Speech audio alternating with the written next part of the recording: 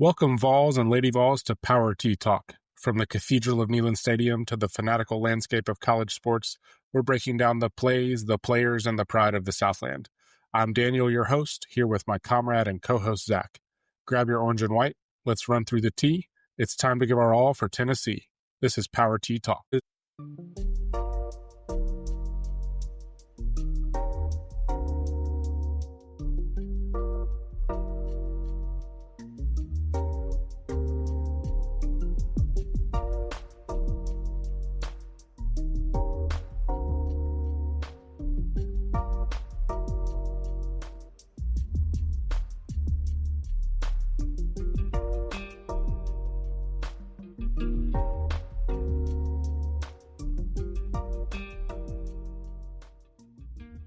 Is hoping, wishing, praying, begging for something to distract me from the Bama outcome.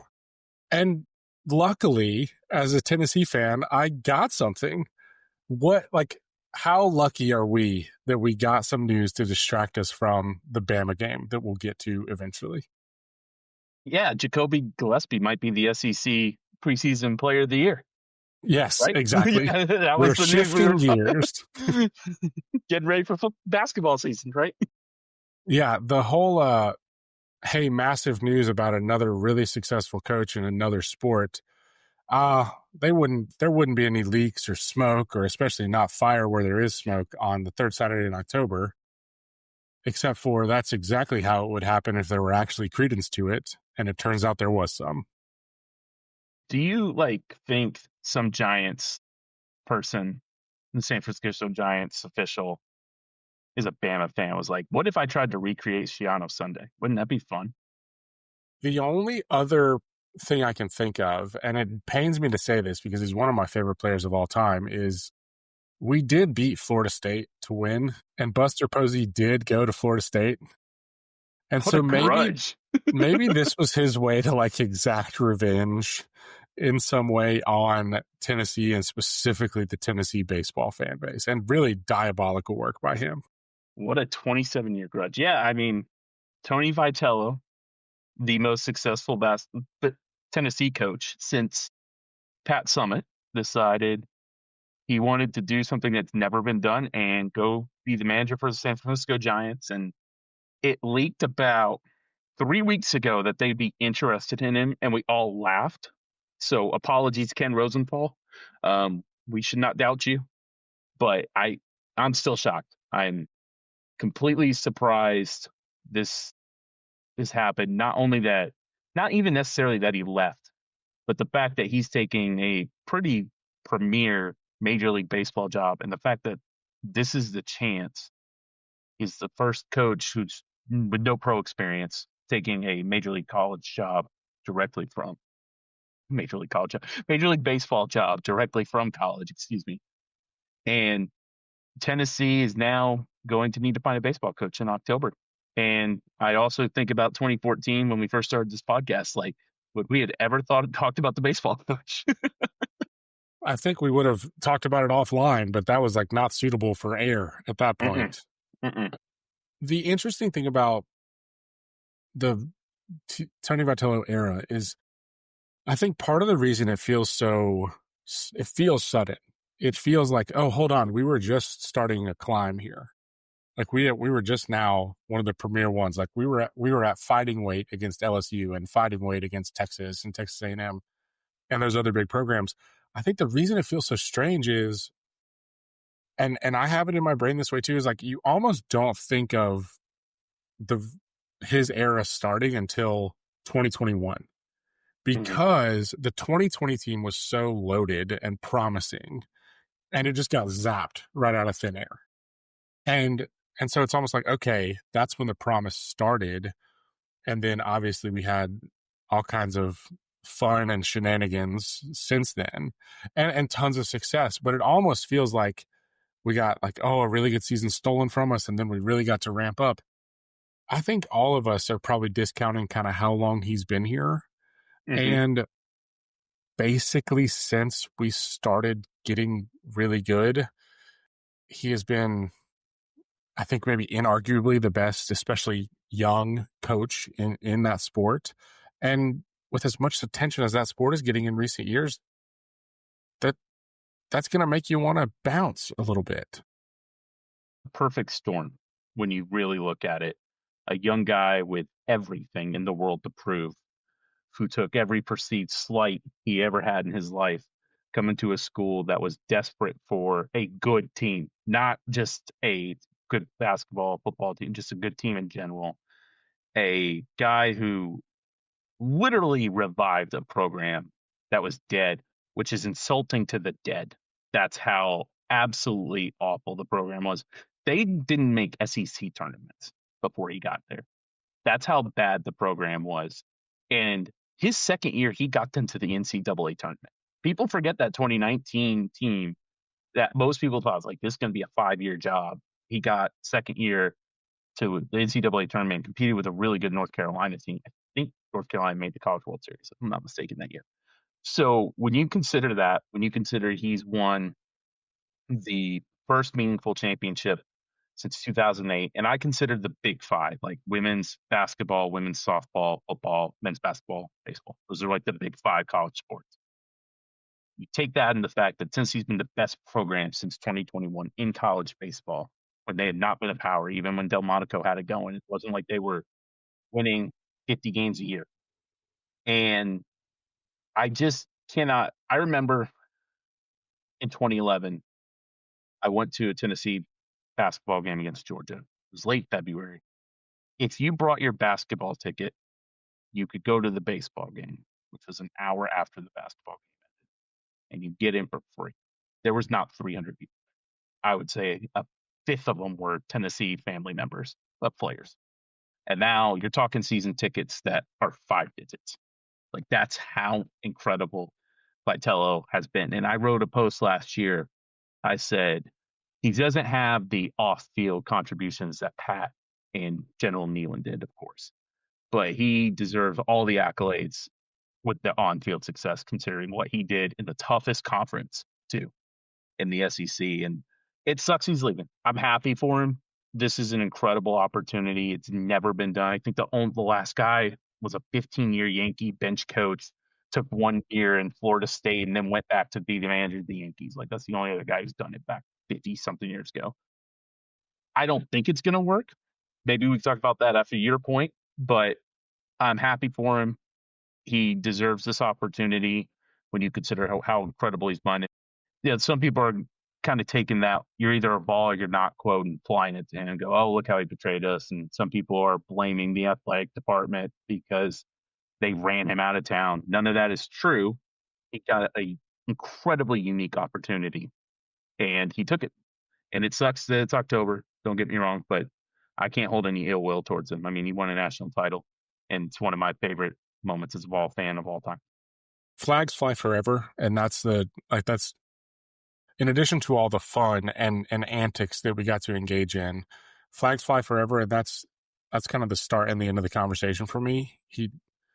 That, or if you go by the principle of leave it better than you found it, this is like he took a wasteland and made a booming metropolis in just a few years. I had a buddy of mine who's a really big college baseball fan, a really big Clemson fan, and so obviously has like experienced some of the wrath of Vitello, like incidentally or directly. And he was bummed. He was like, this dude's good for the sport. Like Absolutely. that fire, and like he's not like an old fart on the bench. Like he is gonna be sticking up for his guys. He is not afraid to ruffle any feathers. He asked me, he was like, what do you think leads to this path? Like are you surprised? And I said, I think, and again, like you said, in just a second, we'll talk about what we actually think that's going to look like in San Francisco. But for him, and this is, I think, slightly different from a Pat Head Summit. This is slightly different from some other legendary coaches at schools. The thing that was going to make him have the stadium named after him is the exact same thing that was going to lead that to never happen. That like insane fire and insane ego that is that makes you bounce around and think you're indestructible, like a Saban, LSU to Miami, and then finally, settled in somewhere and killed everyone for a while. That is what was going to have him just dominating and had him dominating. But it's also the same thing that is going to have him say, no, I'm going to go do this other thing as well. And why in the world wouldn't he believe that he can do it? We'll talk about what we think that's going to look like, but why in the world wouldn't he think that he's going to go do well there? I am shocked he got the opportunity, and nowhere near surprised he took the opportunity. Yes. He is 47. He is not married. He has no kids. And this is the same guy that took a recruiting slate a year ago and went out after a game against his old boss and yelled in his face.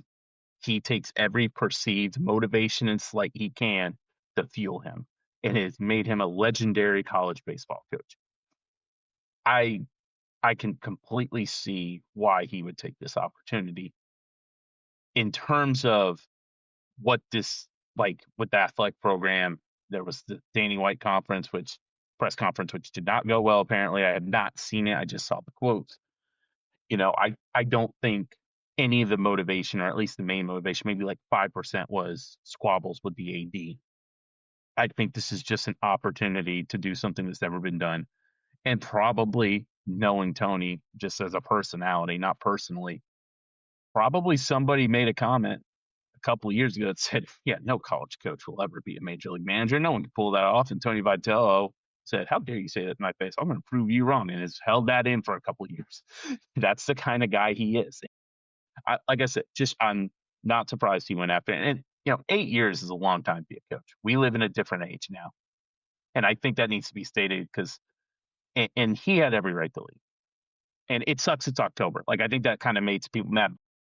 MLB and college baseball do not work well for scheduling. It's unfortunate, but I can't blame him. What a magical 8-year run for this program. I appreciate the hell out of him. That's really all I can think of is like, we'll see what all happens with like the next steps for the program and what the roster looks like and how much of this, like how much we can keep the pedal to the metal. But anybody who even remotely hints that they would not go back and sign up for the exact same thing again is out of their mind. Yeah, absolutely. And if that's like, I think there's times where you have to evaluate things that way of like, okay, you're going to get 8 years, you're going to get a year stolen by the COVID-19 pandemic.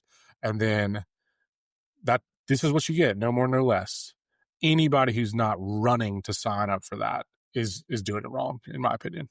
3 College World Series appearances, 2 SEC regular season titles, 2 SEC tournament titles, a national championship, and maybe one of the greatest teams of all time 2 separate times. The 2023 team, by all statistical measure, even though they didn't make the College World Series, is the greatest team of all time.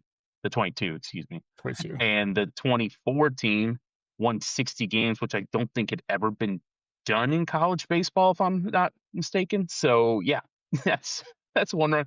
And what was it? 11 first-round draft picks, I think. I think it was double-digit first-round draft picks, over 50-something draft picks total. It's a 75% win percentage. It's almost unreal when you think about it.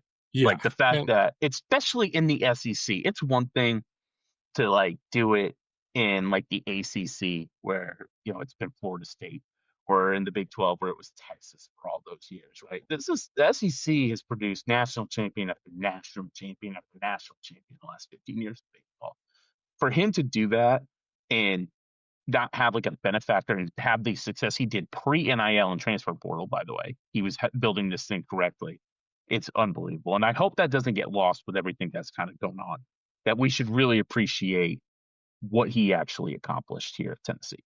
I think it's worthwhile for our fan base to pause and try not to show their rear on this one. I really do. This is not the moment to do it. We've had moments to do it.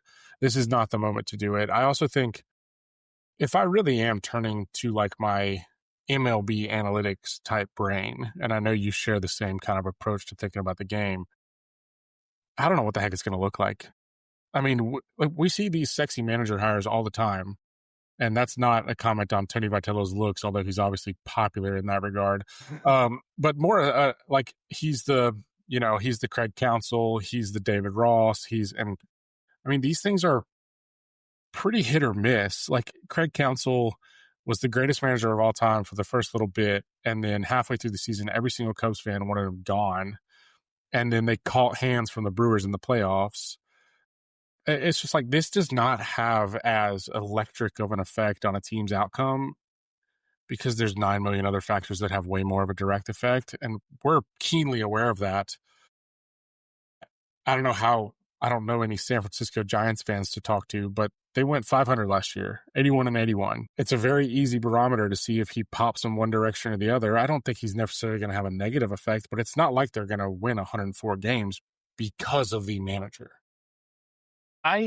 It's like being a college baseball coach to an MLB manager is like going from a hockey GM to the CEO of Arby's.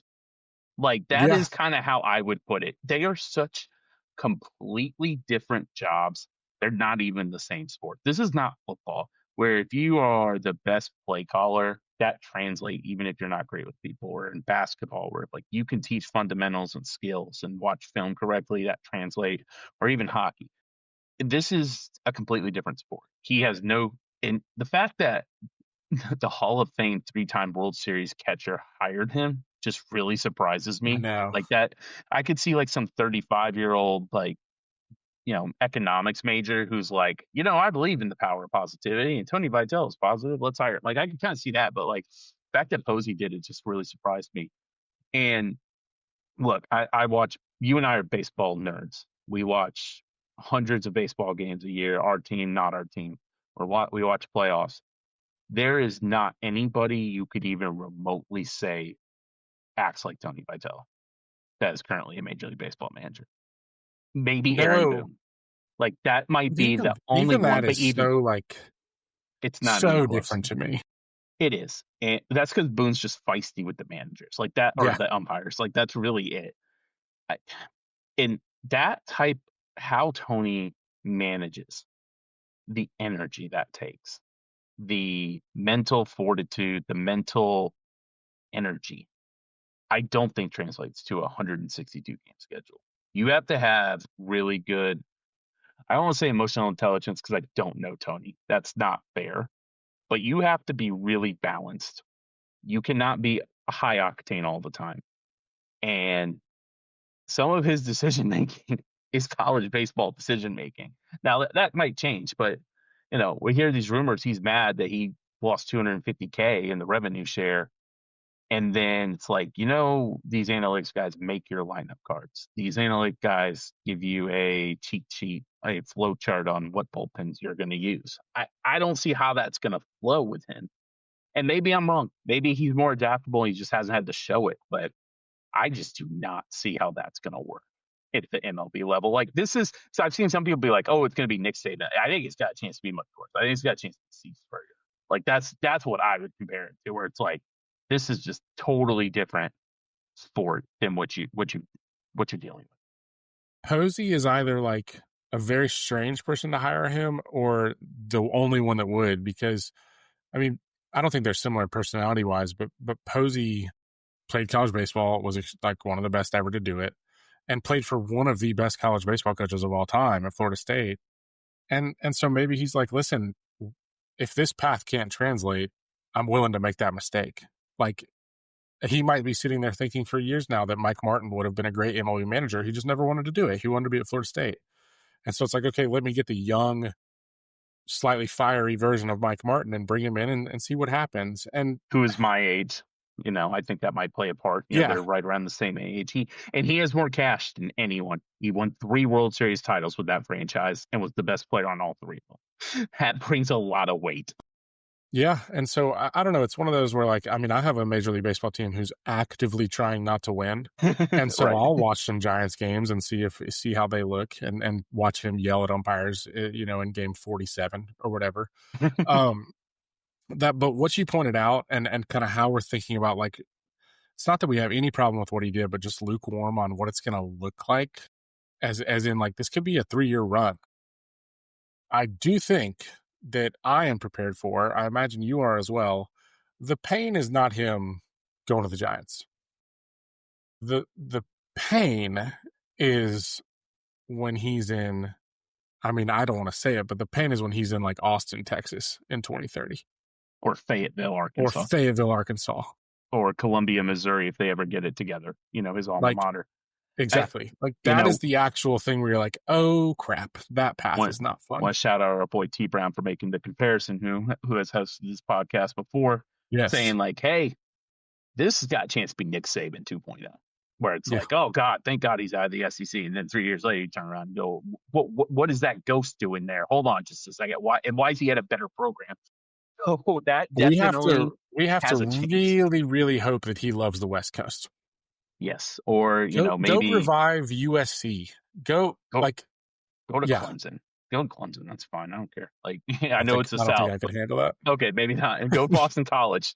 Yeah, ACC. It sucks. And by the way, I'm going to say this part of it since you brought up the Nick Saban part. I'm going to move on here. You can say it sucks that Tony Vitello left, and also still say Danny White's a great AD. Those things can be mentioned in the same sentence and be true. Just want to throw that out there. I don't think listeners of this podcast will have that issue, but just wanted to put that out in the public. I'll also say as like a close on this, and we'll obviously update when we know more. We just don't know more. It's going to take a lot. And I mean, this is a lot. Like this is a big move. It's going to take somehow even more than this for me to go in and analyze body language on an athletic director's press conference. I just don't think I can do it. The only thing I'm going to say is don't say I had a great relationship with Tony and then within 30 seconds go, yeah, Tony reported to my administrative assistant and was the point man in that relationship. That's the only thing I would say. I don't make $2.5 million as an athletic director, but if I was given advice on the PR, that would be the only thing I would tell Dan. Like, hey, I would not say I have a great relationship with Tony and then say I also was not directly his boss. Just heads up. Yeah. I don't necessarily think Danny White's going to be in the stands at any Giants games this year. No. Good way to end that. To shift gears, and this is just pure curiosity because I know there's been a lot of football going on. Have you seen any like kind of goal line offense sets that you really liked or disliked recently? Just any that stand out or come to mind? It's probably bad that there was a goal line set in the Lions Chiefs games that resulted in Jared Goff catching a pass and gotten the penalty, and I thought that was a better play than what Tennessee did. So probably a bad sign. This is full transparency, and this is like, I guess, just how we were feeling going in. We do episode outlines, and we try to just map out like, okay, almost no matter what, this is where we're going to go with the review of this game and previewing the next game, just to give ourselves a little things to think about in our notes. The very first thing in this outline, and this was before the game kicked off, the very first note and segment for this, and this was before Tony Vitello, broke all of our hearts with his dashing good looks. The very first segment is a wellness check. And I guess it was just, we knew what we would need. It's been a long time since I was depressed as a Tennessee fan. And from about 3:30 to 11, I was about as frustrated as I've been as a Bilal fan in a while. It's the classic example of you and I, we were completely open to the idea that we would lose by 17 points. Both of us predicted that we would lose, and it would not. And we both, I think, said late score for Tennessee. Yeah, like maybe we get a little closer, maybe they get it a little further apart. I had it as a 5-point margin. That was optimistic. All it takes is one score, and you're in that 12 to 17 range. Like, whatever. That was not where the pain came from. It was one of the, weirdly for a variety of reasons, it was one of the more frustrating paths to a loss that I've seen in a while, and partially because, and this, I hate doing this, but this is a tip of the cap to Bama in some ways. They took care of business. They made the big plays. We didn't. Great. But if we had gotten it close, if we had made the plays that were asked of us, we're good enough to win. Mm-hmm. There was a path, and this sounds like cope. This sounds like hindsight. This sounds like BS, frankly. But there were a couple of little moments of there's a chance they tighten up if we get this closer, and we didn't make the plays to do it. It's the most frustrating loss of the Heupel era for me personally. I Now, think so. part of that too is I behave better in parties with footballs on. I behave really well actually compared to what I do privately. And when I was thinking about Heupel era losses, I was like 23 Florida. I was with the girlfriend. We were out of town. Really Florida game. It sucked, but wasn't on my mind. I didn't even watch the second half. I watched it like a couple days later, thinking like 22 South Carolina had a party at my place. 24 Arkansas. My parents had come to Virginia, so I'm trying to behave there. And then you get this game where I'm watching it with my girlfriend, and I had to leave the room after the goal line incident. Can we call it an incident? I think that's fair. What would you catastrophe? The catastrophe in Tuscaloosa, that has a nice ring to it. Yeah, I wish I had a clever name for it, but I just tried to pretend it didn't happen. I like the incident. I think that just works that well. It sucks. We've reached the point in the program where we don't play well and can still win big games, which is awesome, which hadn't happened in our adult lifetimes. And that's what makes this really frustrating. I thought against Georgia, despite the flaws, they played at least a B+ game. Like defensively, they didn't, but offensively, two turnovers, but they actually played really well. Like when you break it down, despite some of the mistakes they made. And against Bama, they come out and they play the C game, and they are 2 dumb plays away from giving themselves a chance. A 10-yard safety and the goal line 14-point swing. And yeah, the officials were god-awful all game. And by the way, the last time Bama was called for offensive holding against us in Tuscaloosa was 2019. Just want to throw that out there. Insane. The Heupel game management school has now lost accreditation. I figured you'd appreciate that as a professor. Yep. We had more explosives. We had a better success rate. We averaged more yards per play.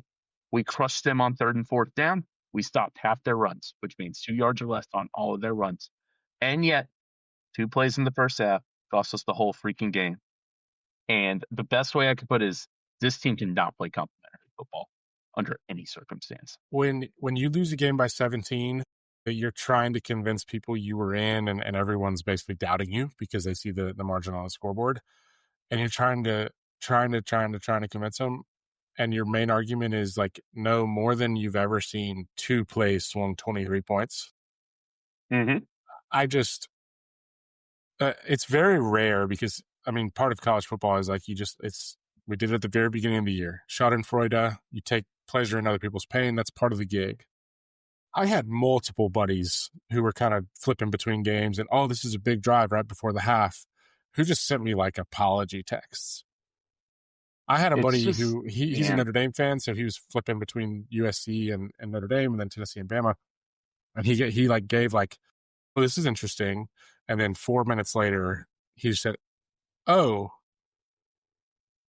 okay," and there's nothing to be said. I mean, we did every single ingredient.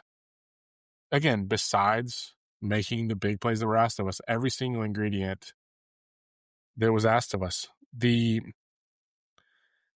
flashing stats up on the scoreboard that we couldn't be stopped on 4th down. Like, there's multiple things where it was like, the formula's right there. And then you start doing this, you start playing this back and forth game of what was actually the most backbreaking play. There's an obvious answer, but right, yes.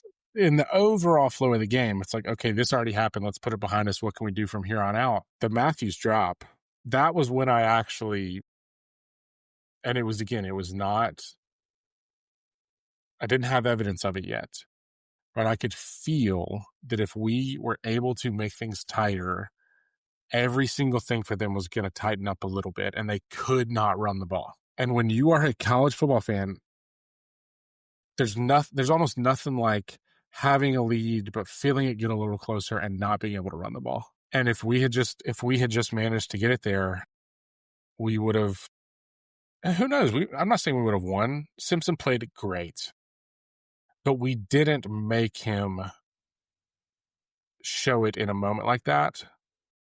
And he absolutely might have, but we didn't make him, and that's really, really frustrating. There were a lot of comparisons to 2003 Georgia, the infamous Jabari Davis jumps before Clausen actually hands him the ball. And then if you ever go back and watch it, which I did, and I was like 11 at the time, and I'm like, man, that felt like the dumbest bounce. It truly was the dumbest bounce if you watch it. And everyone's like, oh, the game's over. Oh, that's going to be blowout city. Bama's going to win by 25. Defense comes out 3-and-out, and then Deshaun Bishop, who there's a meme on Twitter where it's like, I apologize to, and you have like 6 check marks, and you got to check one of them. One of mine would be, I'm sorry, Deshaun Bishop. I was not a ball knower. That's my fault. Comes out, takes over the game, pulls Travis Stevens' impression. They score. Simpson has a goofy ass turnover where if Jaden Perlotti just grabs realizes what's the ball, happening, realizes what's happening, and of course 98% of players usually just sort of like, even when it's not going to be incomplete, take it. He just slaps the ball. If he grabs it and runs, he's probably got 6 because the offensive linemen and Proctor weren't doing anything. And then Joseph's had a chance to pick it up, and Simpson was smart enough to dive. They get the ball at midfield. Bishop rips off an 18-yard run. And you're thinking like, oh my God, they're going to get this to 3 and at least get this to 7 and put all the pressure on Bama. And then they have the dumbest sequence maybe on offense in Heupel history. It goes like this. So they get the ball down to the 35. They go negative 2-yard screenplay because Mike Matthews doesn't know the play. I went and rewatched it. If Matthews blocks him, it's a first down. the Then screenshot's brutal. Stan Pendleton. It was brutal when I sent it to you. Then, in one of the funniest moments I've seen, and you should go slow it down to 0.5 speed on YouTube. The full game's up. Sham Umarov is on his knee trying to get the play from Joey. Pendleton, for reasons unbeknownst to anyone, does the hand thing that you do as a guard to let the center know the quarterback's ready for the snap. Umarov sees this, turns his head to the side as Pendleton does it, like a WTF look, and then snaps it. Joey doesn't realize it, and luckily it hits his leg, and he's able to recover it. So they get a 3rd and 19, and then Joey throws. Apparently, Brazel was wide open. I don't know. I did not see the all. If that wasn't the read, that doesn't matter. Correct. Matthews runs a in-breaker or a curl, 15 yards. Not the greatest throw ever made, but good enough. Still a good ball that still should be made, and just drops it. And he at least gets them, I would say, to the 29 and puts them either in a 4th down spot where Heupel and Halsey were actually cooking on 4th down, or they get a 46-yard field goal with Gilbert, who we know at least has the leg for it. And they punt, and 91-yard drive later, thanks to Tim Banks, decide, what if I gave Ryan Williams 15-yard cushion on 1st down at the 1, and ball game. And it summed it up. It summed it up perfect. It was just a cataclysmic error after error after error. Yeah, it was what's crazy? I know this sounds funny to say with all of our frustrations with just go, go, go, go, go. I think if they complete that pass to Matthews and he falls and it's 4th and 2, I think we go for it and get it. Heupel was playing aggressive. I think you're right. I actually think we do. And of course, again, we're painting a rosy picture there, but they weren't stopping us. They really weren't. There were moments in this game where we were doing whatever we wanted. Mm-hmm. And I don't know. It seems almost rare, and maybe that's why it felt so in the moment. But it seems rare that we've lost back and forth games, we've not shown up for games, but it does actually seem rare where we lose games on flash plays like that. And that I think is why it was and I am very. When things like this happen, I'm very pissed off during the game. I'm very yeah, golly, and everything kind of snowballs in terms of every little thing is irritating at that point in the game. But I'm very quickly okay, the more important thing is that we have a lot of work ahead of us. And, it wasn't our night. But it's still one where it's like, talk about a nasty taste in your mouth. I'd feel a lot better if Gilbert hits that kick against Georgia and this exact game happens, which maybe it doesn't. That's a dangerous game to play. But maybe I'm like, yeah, the forces were not with you or whatever. But knowing that this was your game, you have to win to give you a chance at Atlanta, especially after that Florida game, which is a lot easier now with Napier's firing. And you're like, cool, if they could just beat Oklahoma, they get Vanderbilt in Neyland, like can they, they've got a great chance to be in Atlanta. But they blow it, there's no chance now. They can still make the playoff. Like that's great. But I can't remember being this frustrated under Heupel after that goal line play. I can't. Like that South Carolina game was more just like shell shock. You're like, what? It was brutal. Like it was just like, what is going on? This doesn't make sense. Sort of started making sense maybe 2 years later, but this one I can't. I don't even know. Like we're 5 days past this, and maybe it's the second glass of wine, or maybe it's Vitello leaving. I just don't have words for it. Just looking back over it and keep seeing that stupid replay. Like I've seen it like 20 times of how awful it was. The other thing too is like when you look at like Bama overall, and obviously the wins they've had recently, and you look at Ty Simpson's numbers, and I wish his dad could have been at the game, but he played great without his dad there. It's just a bummer he couldn't make it. When you look at his numbers, and it's like it looks so clean for the season, he's on such a roll, and like again, good for them. Like go. I hope we get to see you again. But it's a game where I wanted there to be a last-second field goal.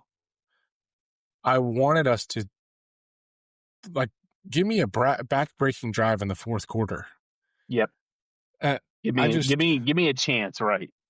And they still did. Because we played well enough for that to happen. They made it 30-20 in the fourth quarter. And you're like, the offense is cooking. Like, other than that stupid drive that really cost them. They're still running the ball. Bishop still looks great. Like, you could tell Joey was kind of hurt. They had 13 play, 75-yard drive, 434, got it 20-30 with, 10:51 to go. Like, that's in college football, that's an eternity. And just the last two drives. So I guess we should do grades now. And let's start defense, since I'm already on it. Those last two touchdown drives were inexcusable from an effort standpoint. I don't know what happened. I gave it a 79. And maybe some people might be like, they deserve a little higher. But they had 0 sacks, which I don't think that's all of them. Technically, the Simpson fumble was basically a sack, but Tennessee pushed them into the offensive line, so they didn't get the credit. But 2 90-yard plus drives, that 99-yard drive was so bad. I mean, just awful. Game plan, execution, effort. Like, if you're a college coach and you're like, this is what we don't want to do on a 99-yard drive, this is it. They had chance after chance after chance to get them off the field on the last two drives and just couldn't do it. That's why I went to C+. Poorest tackling in the second half. That's the worst tackling effort, not South Carolina in a half I can remember under Heupel. DBs and linebackers were better. I got to give them credit. They played better. And I thought T-Lander played better. Turntime played better. Farouk, he's going to give you just one awful tackle attempt a game. I'm just going to live with it, whatever. They shut down the run game. I mean, you take out that stupid 18-yard run that Bernard had, which was they sniffed out. They sniffed out the pass. They did. They had it. It was great defense for 5 seconds. It's 31 rushes for 102 yards with no sacks, Daniel. That, even with Bama's poorest run game, that's impressive. Simpson only had 8 yards on 5 scrambles. They didn't even get, other than that 4th and 2, none of the scrambles killed them. Their running backs had 47 total rush yards. Bernard was their leading rusher. Their wide receiver was their leading rusher. They had a 44% success rate running the ball. I mentioned they stopped them on half their runs. Simpson, I thought, was good, but they kept him in check. He made some really good dots, but I never thought he truly took over the game. It did crack me up. Brian Williams decided to check in, which we thought was going to happen. We were like, he's checked out all year and it's probably going to check in for Tennessee. He did. Really could have used McCoy or Gibson, but it is what it is. The defense was only responsible for 28 points, which we probably would have taken going into Saturday Yeah, blind I think resume. so. Like I 20, had him easily scoring 30 plus. yes, we both did. And 28, I was like, okay, if we can score 4 touchdowns on field goal, I like our odds. But the effort on those last 2 drives knocks it down. That was awful. I don't know what happened. Like, I kind of got it after the turnover. I get it. Making it 20-30 and coming out on that drive was so bad. And I'm really disappointed. I that's just not something I'm used to seeing with Tennessee. Yeah, I can't remember. I can't remember many things like that. I don't know if I can ever remember low effort to the point where players were getting in the face of other players on the field. Mm-hmm. I Right. don't think I remember that in the Heupel era. And the that's part like I had a 78 as my grade, really close to the same range. Mm-hmm. There's just some stuff where it's like, again, we did not get torched, and this is an offense that's been ruthlessly efficient. But, and I mean, again, this is such a dream world, but I think if we just got it a little closer, we were gonna have a pop play from the defense.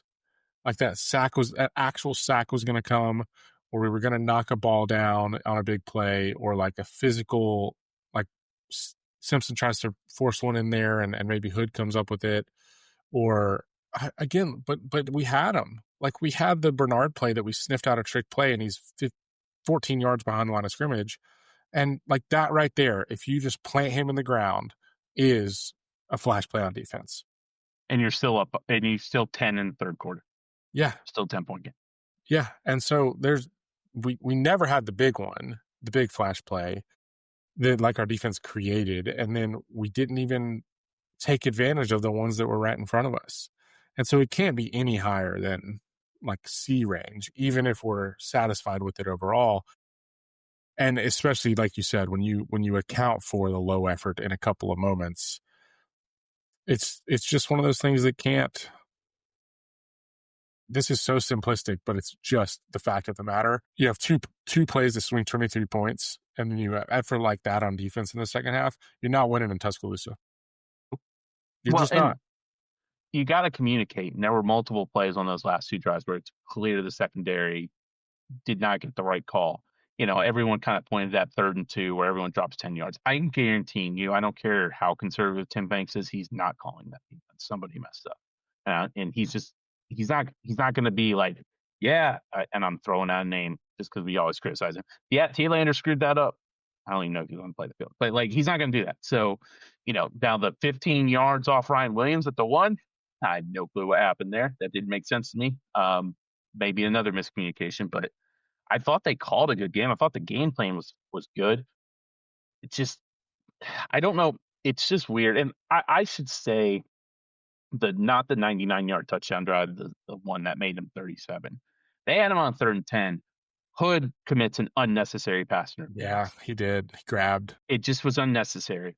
And then the follow-up was complete trash. The one on right was trash. That clearly, and it's especially frustrating when 3 weeks ago we saw the one that was called on Brazel, where it's clear, I think it was Horton or Bernard, I can't remember, clearly brings right into him, pulls him into him. They just like call shoves him down by the shoulders, and it's like, yes. And again, the first one, but he didn't turn, Daniel. Jesus. Gosh, the first one on Hood, I of course was legit. Like, yeah, it's totally legit. Like I can be like, I was mad that happened, but now I'm mad about the call. The second one was the moment in the game where I was like, oh, okay, the officials have got you, like a little bit, and the officials had him in multiple ways in Tuscaloosa, and that I guess is just a weird coincidence, but that was one of the plays of the game where I was like, oh, this is getting milked out by, like, you don't have a run game, but somebody else will milk it out for you, right? Because it was purely just like, we're going to take a couple shots downfield, and we're either going to get a legit pass interference or there's going to be a phantom one. And, oh, there it was. And that kind of ended the hopes. I didn't watch the all 22 of every play, but I refuse to believe that Tennessee could not get one free rusher on Simpson, even with how good he is at getting the ball. Like, I just don't think that speaks to a bad. And people are going to say you're coping or you're just blaming the officials or you're a loser or whatever. But, this is, if you're logical, referees can affect the game. So I don't think that's all on the defensive line. But overall, I couldn't go above us. I couldn't give him an 80 with that 99-yard touchdown drive. That was inexcusable. No, the logic, and you and I kind of talked about this offline, especially in light of your discovery that they haven't been called for holding since pre-COVID in Tuscaloosa against us. But it's like, we're not saying we're getting held every play. Like, No. there's, and there's times where the reason Proctor is so good is because he's grabbing. Like, and he's extremely physical, and I get it. But there's times where the reason he's so good is because he's holding. And it doesn't mean we need to call every time. But it just seems like very low odds that an offensive line that has struggled on the right side and is finally getting their footing on the left side is just perfectly clean against a top 5 defensive line in the country, just all of the sudden. A team that was 4th in sack percentage coming into the game against a team that was 55th in sack percentage allowed. Yeah, and for a guy No like sacks. Simpson, who he's very good at getting the ball where it needs to go, but a lot of times that relies on he will hold the ball. He holds the ball and he has to step up and throw, and he does it very well. But it's not like he's the quickest release in the world from snap to throw. And so like I don't know. It's just one of those things where I don't care to go back and look at every play. And I can think of a couple in my brain. I don't care to do that because that's not why we lost. But to suggest that, yeah, that totally makes sense that there wouldn't be a call is I think a little bit silly.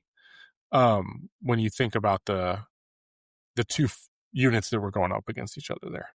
This also might have been slightly affected by the fact that Arkansas put up 42 on Texas. Yeah. So maybe a slight correction from last week. All right, I went on my defensive tangent. Go ahead. I want you to start with the offense. Offense, I had a 73, and I specifically put in a Deshaun Bishop clause on this rating. He can have whatever rating he would like. Yeah. It's so funny. So my son, and this was another heartbreaker for him, I've got a picture of him asleep on the couch in the second half, and he toughed it out as best he could. He was awesome. But so right before the half, and I appreciate it for this, he came to me and he was like, "Dad, you're just being a little loud." And I was like, yeah, I get that, bud. I was like, especially because it was a later game. I was like, no problem. My bad. Like, I was just frustrated by the interception.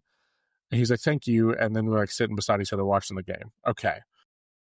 The moment Bishop, this is a kid who just told me to relax, be a little quieter because it's late and it's past his bedtime.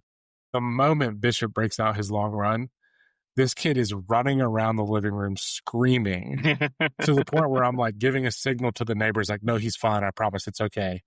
And I'm like, and I pulled him back in close and like gave him a big hug. And I was like, do you remember a couple seconds ago when you told me to be a little quieter? He's like, yeah, but did you see what just happened? And so like my son is a rule follower. He's a very like logical kid. Like, this is the rule in place. Deshaun Bishop caused him to break his own rules 30 seconds after he said it. And so Bishop gets whatever rating he wants. And frankly, I know we were frustrated on the interception return, but the effort from him on that interception return, I have to applaud. I wish he would have been able to make the tackle, of course. But to be the one who's there against one of the fastest corners in the country, like, good job by you, buddy. We just didn't make enough plays. And I am also maybe separating the goal line play a little bit from that, as in, like, I'm not just going to pull it down to a 59 because of that play. But we had other drops. It's not that it was bad. It wasn't as good as it could be. And we didn't have like, beside in the passing game, especially, we didn't have an explosive that turned the tables. Really funny enough, my girlfriend told me to be quiet during the game, but what a weird thing. Yeah, are we loud sometimes? How strange. Yeah, I think it was slightly different vibes though when Grant told you to be quiet compared to when Jordan told me to be quiet. Yeah. I went with a 75. The advanced numbers look good. We moved the ball, look really good. I ran off some of them here. I mean, when you factor in how well we ran the ball, that goal line situation, though, was a disaster. So I couldn't go higher than a 75. Like, just wasn't going to happen. Like, I'm not going to give you an F. It's not fair, but I'm not going to give you a B minus because I won't count that play. I mean, Tennessee had a 54% success rate running the ball, which is a miracle in Tuscaloosa, even against a non-Saban defense. Just bad snap again. Bad procedure penalties. We got a false start in the second play of the game. Bad drops. I thought the O-line was actually good. Sanders was awesome. And credit to him that I didn't notice him for the first 15 plays of the game. So that's really interesting. He's going to be really, really good. The interior was fine. Mo got pushed a few times. First time that's happened all year. And I think Umarov will be good. He needs another year in the strength and conditioning. That would be my take on that. I don't understand the Satterwhite Pendleton stuff, and we keep having at least one bad snap a game, so I would stop doing that. No offense to William. I think he's played fine, but, if you're having one bad snap a game, you're like, well, we rotate centers, by the way. Just letting you know. Staley continues to dominate the middle of the field, but, again, drops, brutal. He had a bad one. Kitts had maybe the worst. That's an exaggeration, but he was bad. The Kitts one, they converted the fourth down, but, jeez. It was was like salt in the wound kind of drop. Matthews was not excusable, but understandable. Kitts was is there money? Especially since he played for Alabama, it's like, buddy, what are you doing? Kitts was when I looked around my living room to see if there was a hidden camera just looking at my reactions. Right. Yes, that's a good way to put it. Where's Ashton Kutcher? Teams are just bracketing Brazzell, and they haven't figured it out yet to get him open. They tried to, on the first touchdown drive, they got him in a couple nice plays, but teams are just bracketing him. They got to figure out a way he's too talented to just keep running on deep routes. Bishop, again, apologies. I was not a ball knower. Billy was not great, not terrible. He had to play better. He did not look quite the same after the hit, but that's also his fault because he stupidly will not throw the ball away or get down. He finally did, and then, of course, one of the dirtiest plays in recent nasty work, man. Tennessee history. But yeah, and thank you, Sean McDonough, for telling us 15 times that Joey hurt his neck. I'm sure somebody in the Alabama booth did not hear you. I didn't love the game plan. They attacked this game as if they assumed running would not work, but they ran the ball very well. And I said 54%. I meant 57% success rate running the ball. No new wrinkles, no new designs, no trick plays. Tempo never felt like it made a massive difference. I'm officially concerned about the lack of the deep ball the last 2 weeks. Starr never got going. I don't know what happened. Just didn't seem like he could get it going. I thought Peyton did run well. I was really impressed with his performance. He's better than last year, but man, just seems like that mental game's not there yet. That drive where he doesn't know the play and then the drops, just brutal. I'm really surprised with how, and they didn't, I look back play by play. I do it every game. They didn't run the ball great in the first half, but there were some signs. And part of it was they threw the ball 25 times, it felt like, in the first half. I was shocked he went away from it. And maybe he thought down 30-13, it doesn't matter anymore. We have to make up time. But I'm surprised he did not try it more in the first half. And they never got the screen game going as well. And I would also like to say, you can't have a safety from your own 9, but that OPI might have been one of the worst calls I've ever seen. What even? It was a screenplay. The OPI on Staley. Yeah. Where you texted me, I think 7 separate text messages on that. Yeah, that's absolutely correct. I'll tell you what, that shows how much happened in the game because I completely forgot about that call. And that was the most mad you were when we were texting. 100%. And it's all because it's oh gosh, yeah, I ranted on Vol Nation about that too. It's been the case for a while in college football. Certain teams are allowed to block outside and certain teams aren't. Yes. And apparently we're not. Yeah, we're not allowed to. Half of Clemson's success when they started running the Chad Morris type offense was because they were allowed to do whatever they wanted to block outside. Mm-hmm. And it's the reason Sammy Watkins was a Heisman contender because he just had 4 dudes bulldozing for him every play.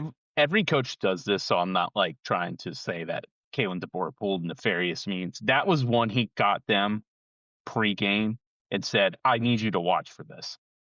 That was exactly what happened. If we're going to start calling OPI when a guy is in space and a defender engages, we can just forget about offensive football, and especially also, in college. ESPN had it as a illegal block. So I don't know if they changed that or what. But either way, it was a terrible call. I will say on the note of like Joey getting beat up a little bit, I understand why it wasn't called because like this is just a flash play. That was roughing the passer on the safety. Yes, it was. I don't know that like, and I legitimately I don't know if that like it gets called in the NFL. Yeah, I don't know if that like if that ever gets called in college. As in, I just can't think of examples in my head. But there were a couple moments in this game, and this is when I was talking to my buddy who's the Notre Dame fan, and he was flipping back and forth between the games. But we had a long conversation about this, especially at the college level right now. It happens in the NFL too. We've seen some silly examples with it, but at the college level right now, there is an officiating problem that is not that they're just missing wildly on things. It is that they are getting caught in the moment really bad on things. Mm-hmm. Where if there is something big happening, the rules are completely selective to enforce. If there is something big that is not directly that moment in the play, like a throwaway that you're going to have to look at, like an interception, like something across the field, it's just a matter of if they want to call it, not whether it happened objectively. And we have a problem with that right now. And it's not just a Tennessee problem, like just in general with officiating. Well, after the last couple of weeks of the Lions on both sides, you are talking up the right alley because like I'm preaching to the choir a little bit with this. Are just I don't know if it's because there's so much pressure on them now, and they're such under the microscope and everything might go viral. They're just not good at the procedure stuff anymore. You're right. I mean, that's rough from the passer. I ultimately didn't have a problem with that because the play was technically not affected at all because he was already on the ground. The ball was out and they called intentional grounding, which it was. Yeah, but, the bad outcome happened. Yes. So like that didn't bother me too much, even though like you're right, if it's in the NFL, it gets called. It's just the little stuff like the fact that if you're a home team or if you're a big name team, and now it's being reported that Ken Williamson's crew, which called the Auburn Georgia game, apparently has been suspended. It's just there's no consistency, and you never know what you're going to get. And how many penalties did Arkansas commit last week? I can't remember. I think it was like home, 9. It was 9 after committing 1. That doesn't compute.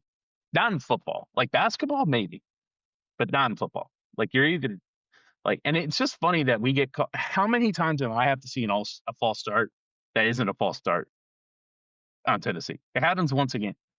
And technically that was the second play. I think that's exactly what happened. They called a false start. Nobody moved, or if somebody did move, the guy jumped. There's just no consistency right now, which we're getting away from the overall point that Tennessee deserved to lose the game. 100%. They did not play well enough. But it's still frustrating. Yeah, it's just one of those things where, like, we're at a point with some things where a thing either happened or it didn't. And this isn't me saying, like, oh, you could call it every play. No, like, on tape, a thing either happened or it didn't. And we're pretending sometimes that it didn't. I think we have to talk. We don't have to talk for long, but we have to talk specifically about the goal line play and the goal line set. And here's what I'll say on it. 2 things. One, I don't understand at all why we're not spreading them out in a wide set. We have 3 receivers who, especially Staley, continues to find space for the entire play no matter what, and he's good at it. All have NFL potential. Yeah, like they're good enough, and they're not like one-trick ponies. Joey can dive into the end zone. And the other thing I'll say is on the actual play that we ran, I think the throw was worse than the call, which sucks because I like Joey. Here's my opinion. This is where we're going to disagree. The throw sucked. It sucks worse you put him in that spot. And Heupel has never blamed a player, as far as I can remember. And he was very adamant that was a bad throw. Not adamant, maybe not the right word, but he wanted to point out it was a bad throw. And then he was like, well, it was a 1-2 read. And I'm like, it was not a 1-2 read, unless Joey didn't know the play. So my thing about it is this. I don't think he gets in anyway. I know there was some disagreement on that. I think Brown had it played perfectly, and He maybe would have gotten Kitts in. being He would have gotten in. He outweighs him by 80 pounds. Okay, that might be a fair point. I've also seen Miles Kitselman with the ball in his hands. I could not guarantee that Miles Kitselman's going to get you I a think that's yard. totally fair. I get that. Okay, But it is like, I don't care that he's covered up right there. He would have scored. At the very least, you've got to throw that ball high. Because if it's incomplete, it's incomplete. We'll live and fight another day. Here's the thing. This was so bad, I am almost convinced that Heupel thought he had a time. And that's why he lined up that way. Yes. That is how bad it was. Now, in postgame, he's like, I know we didn't have any timeouts. I am almost convinced that it was so bad because they did it twice, by the way. Yes. They didn't check the Bama defense and then go, might be able to trick them. 4 wide. Yeah. Yeah. Or they didn't start out wide and go in.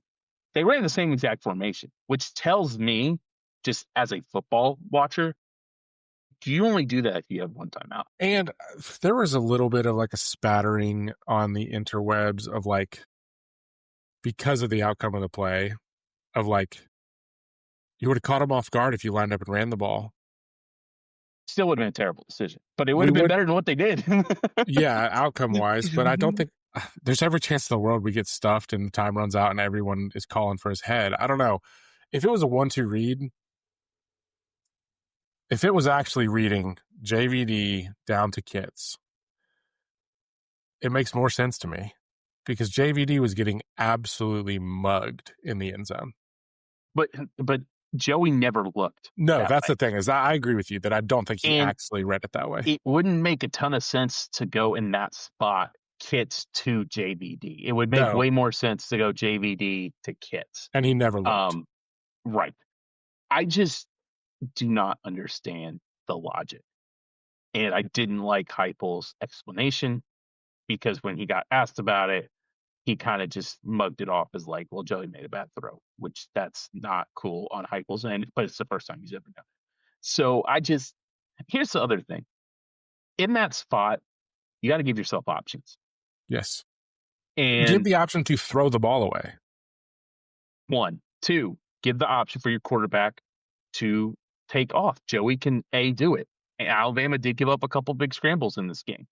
And C, why are you designing a play for your 6th best offensive playmaker? Your 6th best offensive playmaker to, and this is what my wife pointed out, to the short side of the field. And honestly, you can make the 7th because I think I'd rather have that play designed for Peyton Lewis, Star Thomas, or Deshaun Bishop. So 7.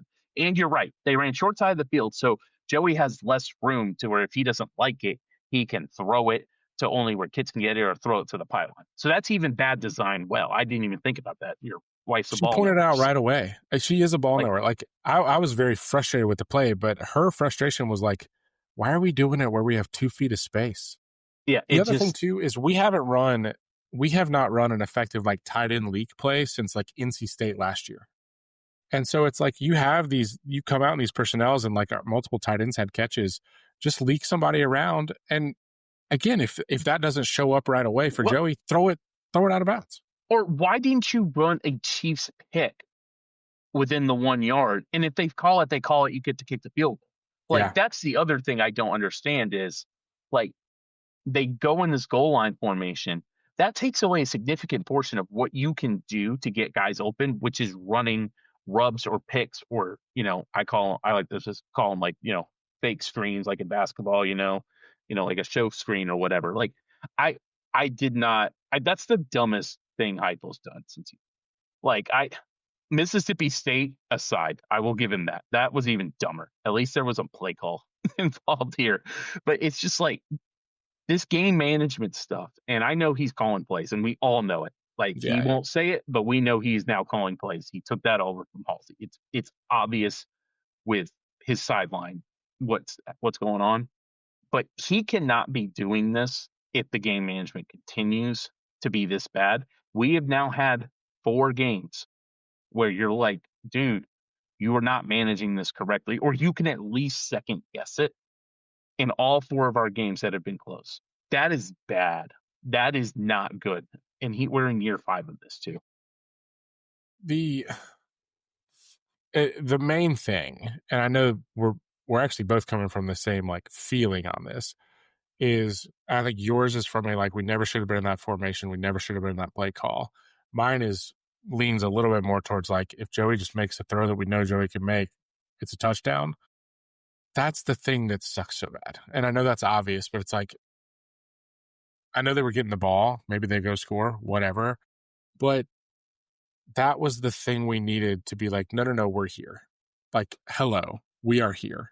And so, I don't know, like pulling back from that a little bit, I do think, and we've seen some clever designs this year, like we need to find a way to move Brazel around the formation and intentionally get him the football a little bit more. Like you said, he's too good to be a decoy in some kind of bracket coverage. There's just gaps we need to fill, and gaps that are, I think, important enough that as someone who just took a deep breath and said, we have way more work to do, I can't think about every single thing in this game. There are losable games left on the schedule. I don't think this is the type of team to let this linger into a future dud of a game, but there sure is a lot that can improve. And we still played really well on offense. I don't know. It's the enigma of the season for me. You killed your margin of error. Yeah. And I feel a lot better about Florida. I know you don't, because I do not. I know. But you killed your margin of error. That Vanderbilt game, though, is going to be a tough one. They're for real. They're a good football team. Oklahoma, Tennessee is going to be charged, and hopefully it's dark mode if Greg Sankey throws us a bone here. It's kind of insane that you just think, what happens if they score? What if Joey just throws it over and then they go to the next play and they get Staley open in the back, or Joey runs it in, or Heupel goes, hey, I got one play. Let's just see if Bishop can get me a yard. Like, you just think about it. It's like 16-14. Yeah, Alabama had the ball. And the other thing I'll say, we didn't talk about this. Going 3-and-out first drive on the road, bad. That's brutal. We should have mentioned that with the grading. Even from there to like get back to where we got to, like when we were humming, was great. It was a great job. We just didn't make enough plays, and we made actively bad plays. The Vanderbilt, thinking about that landscape and kind of where this puts us, rather than doing this at the end, that Vanderbilt game, just to kind of put it on everyone's radar. And I know they're on everyone's radar. I'm not like, that's not me little brothering them. This is a genuine comment. They move the ball in ways that are going to be really hard just for us to stop. Mm-hmm. Yep. They play very efficient. Yes. They're not afraid to just be a huge thorn on the side. They have a really, really athletic pass catcher who is going to affect our linebackers and can also go up against an outside corner. Like, they have things that are going to make us pull our hair out. And so we can't do the thing where we give them 9 points or 16 points or whatever on any kind of silly play otherwise, because they are efficient enough to also just keep it out of reach if we start doing stupid stuff. And with that being said, we do have a game this week. We do have a game this week. And again, like, that's not against Vanderbilt. I had enough time.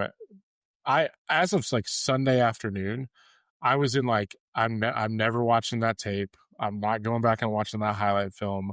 I'm just thinking about the rest of the slate. And then I almost had enough time to come back to it and torture myself with the play-by-play. And so this weekend, and who knows if, I don't know, I'm surprised we already know the time of the game, but it's 7:45 p.m. SEC Network in Lexington, or it's in Lexington, right? Yes. In Lexington. A Kentucky team that we should kill. Yep. It's not a guarantee that we will, but we should. And it's an SEC night game. Weirdly enough, I told you this before the recording, the 7th straight night game in Lexington in this series. Very odd. Yeah, they have a strange feel to me this year. And I'm not even saying like, ooh, it doesn't feel as spooky, but we were talking offline, and they outgained Texas by 200 some yards. Mm-hmm. I think that is much more a comment on where Texas is offensively right now than like Kentucky as a threat. because I don't know who the threat is for Kentucky. But, I mean, we better not get sleepy and stupid. No, I mean they've really fallen off the last 4 years. Yeah. The NIL transfer portal era has really overwhelmed Stoops, and he's said it. I mean, he's said it. I don't have enough money, and by the way, I make $10 million a year. But anyway, they do zero well other than stopping the run and like getting 3 yards in a cloud of dust. And even still, they're still average in both those departments. I was gonna say like literally 3 yards in a cloud of dust. Yes, that is exactly how they do it. You know the recipe with Stoops. We've seen it for years. Control the ball, get in third and short, use play action to keep the defense off balance. That's what they do. They have, they're going to probably have some receiver with a couple wildcat or reverses or something like that. Stoops is good for that. Cutter Boley took over after Zach Caldaza. Yes, that Zach Caldaza, exactly who you're thinking of, was performing horrible. It's giving him a little life. He's got good arm talent, can move around a little bit. Didn't look bad against Texas at all. Has, only a second-year player. They got Seth McGowan. That's their classic 3 yards, cloud of dust back, 6'1", 215. They got Dante Dauld, who's 230. They're going to run between the tackles. McGowan's their clear number one. He's got a little bit of wiggle as well. Law and Willie Rodriguez are their top pass catchers. Law came from Bama. Law never got it going at Bama, but he's only got 22 catches this year. Kentucky, does not have in 6 games a wide receiver with 200 yards. It almost feels like a typo. I triple checked. I looked at 3 different stat websites to make sure. Willie Rodriguez is their tight end. He's a really solid player. He might be their best offensive player. They're 22nd in average distance on third down, yet 66 overall in third down conversions. So that gives you an idea of how anemic they are. Decent run blocking line, awful pass blocking unit, plus classic Kentucky quarterback that can hold the ball too long. That's a disaster for them. They're a 111th in sack percentage, 100th in success rate passing. Like, you know what you're getting with them. And what's weird is the 2 times in Lexington that they've faced them, they've actually cooked offensively. But this is a little bit different team. The one thing that will probably bring us back to a place of like, golly, it's fun when they're humming. I think the D-line is going to make up for some frustration from last week. I hope so. Yeah, like I think this is that moment where they were frustrated. They were frustrated on those second half drives. They were probably extremely frustrated that they didn't affect the game in Tuscaloosa as much as they thought they could have. And so it's like, well, it's a different environment, but go make up for it. Like go eat and eat and eat. And so it wouldn't surprise me at all to see like some interior pressure. It wouldn't surprise me at all to see your boy West get to the quarterback and be violent. It wouldn't surprise me at all to see Jordan Ross's name mentioned multiple times. I could see Caleb Herring getting involved. This is one of those games where those guys coming off the edge, I think, can have a ton of success. Kentucky does not run complicated stuff either. They never really have. They're going to line up under center more than anyone we played this year outside of. No, I'd say they probably will, actually. They're going to run the ball on first and second down. They're going to do some sort of quarterback rollout with a tight end leak or a tight end wheel, something like that. They'll probably, catch us on.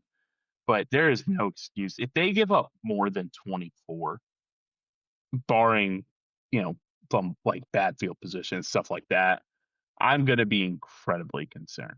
There's absolutely no reason Kentucky should have 27 points and we win like 34, 31 or something stupid like that. Like there's no excuses.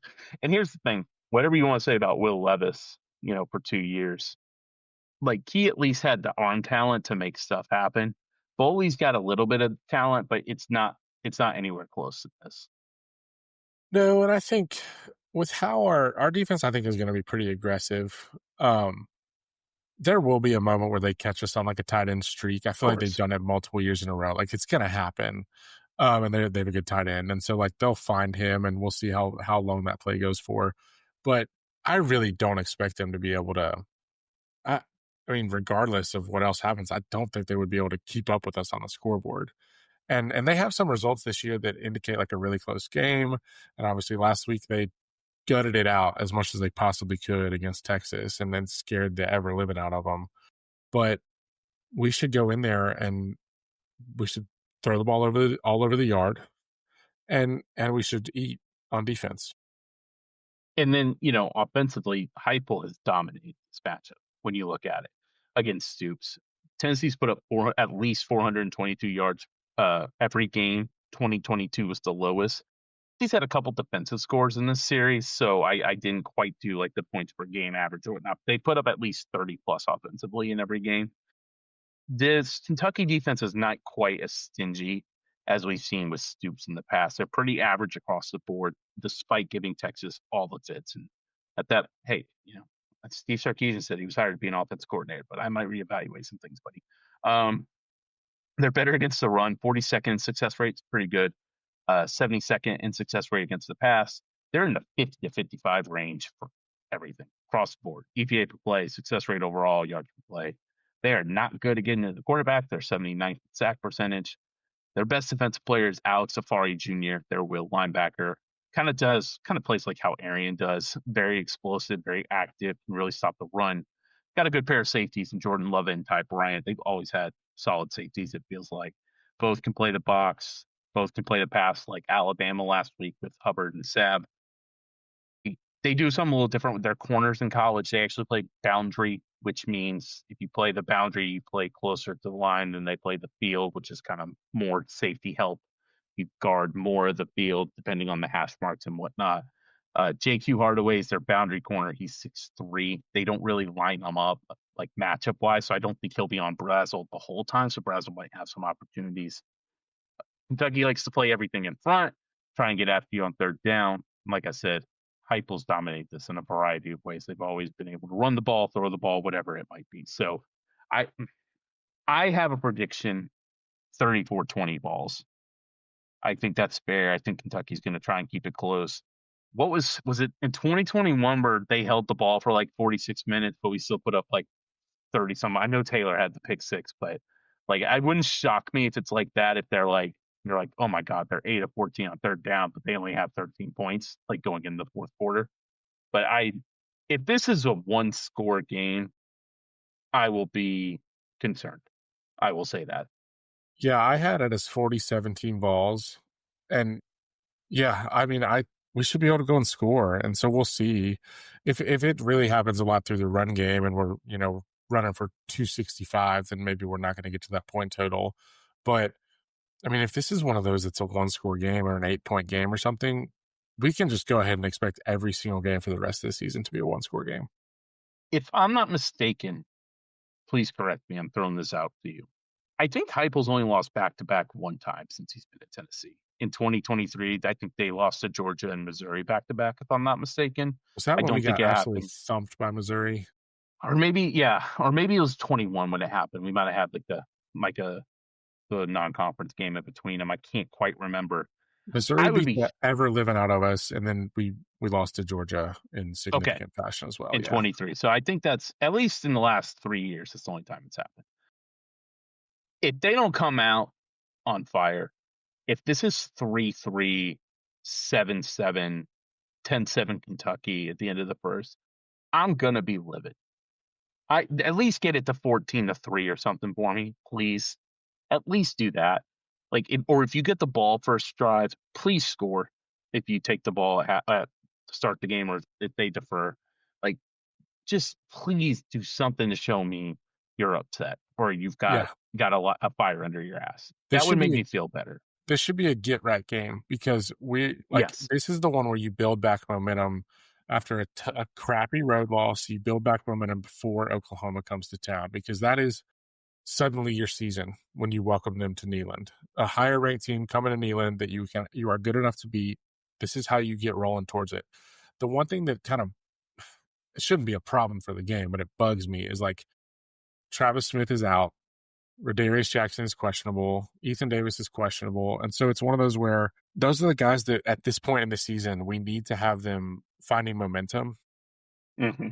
We need those. Those are the guys we need to, okay, they play well against Kentucky and they don't have as much of an effect on Oklahoma, but then we have a bye week and they get a little more depth against New Mexico State. And that's how you start to build depth at these positions.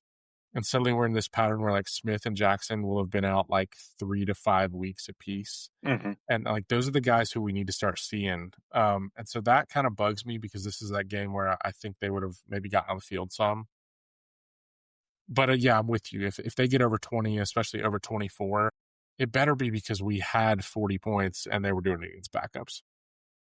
And I know it's not quite as depressing the Georgia game because you should have won. You missed a kick, but you still can make the playoffs. There's still a path. It might be tough, but there's still a path to hosting a playoff game in England.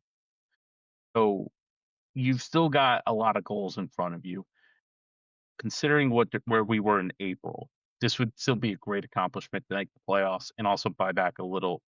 I don't want to say Heupel's lost the fan base. That's an absolutely ludicrous thing to say, but I think there was some goodwill that, it's kind of like a health meter, in like Legend of Zelda or something. It's like you have 20 hearts and then like it down to 17. You're like, yeah, it's not bad, but it's not 20 hearts. So I would say if you can handle business, get it right for Oklahoma. Hopefully that's a dark mode game where the fan base is going bonkers and Heupel's got a little extra juice and wants to prove a point again. Then you're kind of back on the right path, and then all of a sudden it's Florida and Vanderbilt, and see what you can do. We absolutely control our destiny for the playoff. Definitely don't for hosting a game.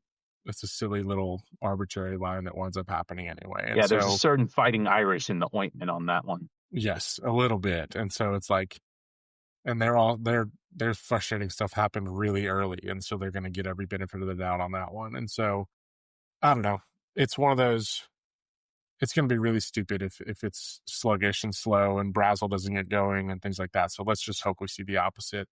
And then we'll be back with, feels like we're doing it again, rolling back around. And this is the world we live in the SEC, rolling back around with another like, hey, come on down, a big top 15 team that is absolutely beatable, but we have to play well is coming to town right after that. We can't overlook Kentucky, but we should win and see it as a way to get prepared for Oklahoma. So a lot of stuff happening down at Florida. Yeah, I didn't expect the timing of that. His press conference now is so funny to see. He knew, yeah. Yeah, of just like, it was, I'll say overall, like, handled well. Like, he didn't get too cute with it. He didn't get too snide and sarcastic with it. He just leaned into it a little bit and said, like, get off my back. I was kind of hoping it would have been funny if he pulled a Hugh Freeze and was like, hey, can I get a vote of confidence? Amazing. That might be the funniest SEC coaching moment of the decade. Saying, I'd like a vote of confidence for my AD and then not getting one. Oh, God bless you, Hugh Freeze. Yeah, I was surprised by the timing. I don't know what the point of the timing was. I also don't know why Scott Strickland should be making the hire, but yeah, he brought in Todd Golden. Great work. We know you can hire a basketball coach. It's not the problem.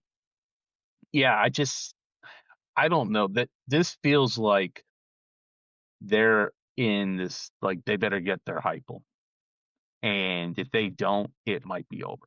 They might be Nebraska or where we thought we were after 2020. They are starting to really drift from their glory days. Once you hit about the 15-year mark, you start wondering, was that a golden era? Yeah. So they are the type of school, not to say they can't hit strike gold, but they're the type of school that like their success came during a population boom in a state that carried 20-year, yes, like 20-year window. It was like there's a reason that Miami was so good during that stretch. There's a reason that Florida State was so good. There's a reason Florida was so good. There's more competition now. UCF and USF are gigantic schools. And then obviously you're competing nationally in recruiting now. And so people are plucking more and more. It's harder to have like a dream scenario there if you don't get it back on track quickly.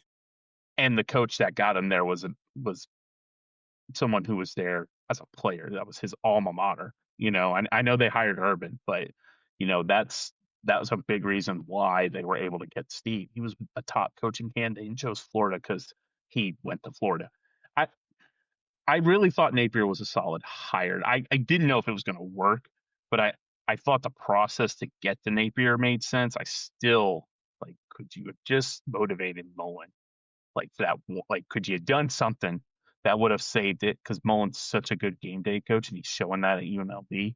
But it's a, as Brooks Austin said, man, it's a lot more than just being a good offensive coordinator. The fact that Napier though never hired a play caller was inexcusable. When you saw after like his second year what their Yeah. offense was, you're like, dude, you cannot. This isn't working. And the It's fact like that he kept doing it was just inexcusable. it's Like a with Jim Bob. you're not that guy, pal.